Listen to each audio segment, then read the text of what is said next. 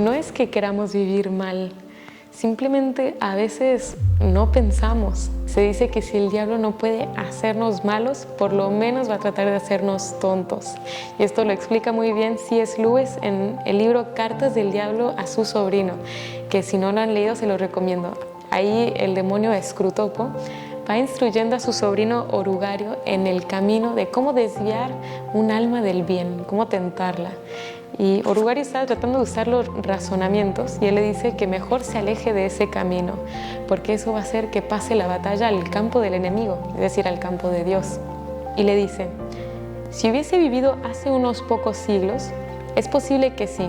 En aquella época los hombres todavía sabían bastante bien cuándo estaba probada una cosa y cuándo no lo estaba. Y una vez demostrada, la creían de verdad. Todavía unían el pensamiento a la acción.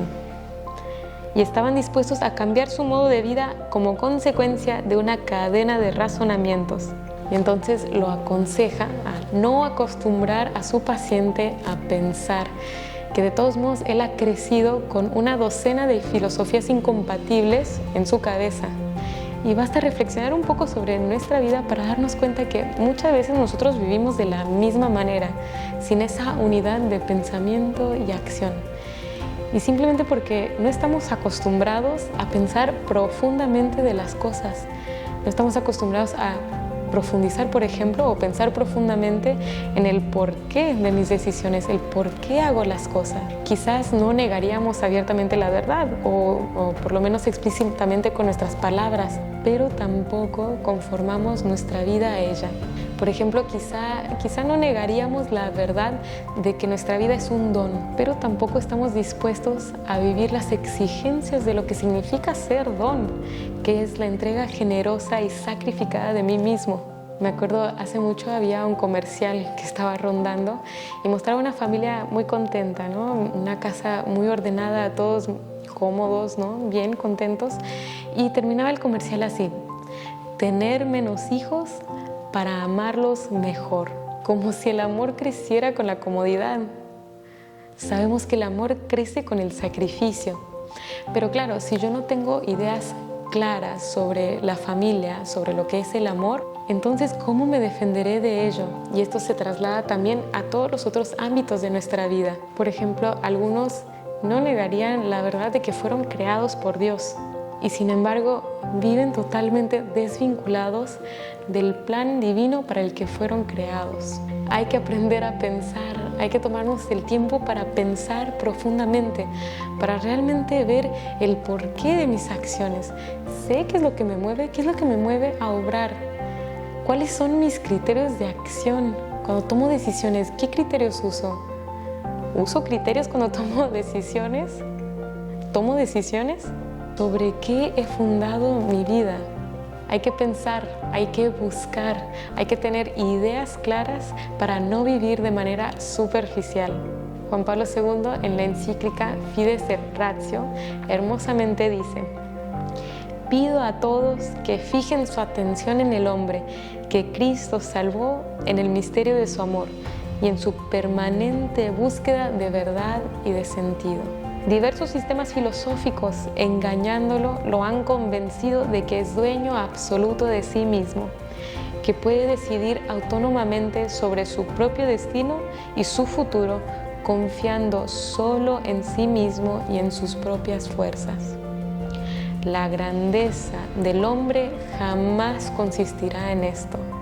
Podemos quedarnos cómodos, encerrados en nosotros mismos, pero nuestra grandeza está en Dios. La grandeza de nuestra vocación se encuentra solo en Él, porque estamos llamados a participar en el misterio, es decir, en algo que va más allá de mí mismo, en el misterio de la vida trinitaria de Dios. Y Juan Pablo II continúa diciendo: solamente en este horizonte de la verdad, el hombre comprenderá la realización plena de su libertad y su llamada al amor y al conocimiento de Dios como realización suprema de sí mismo.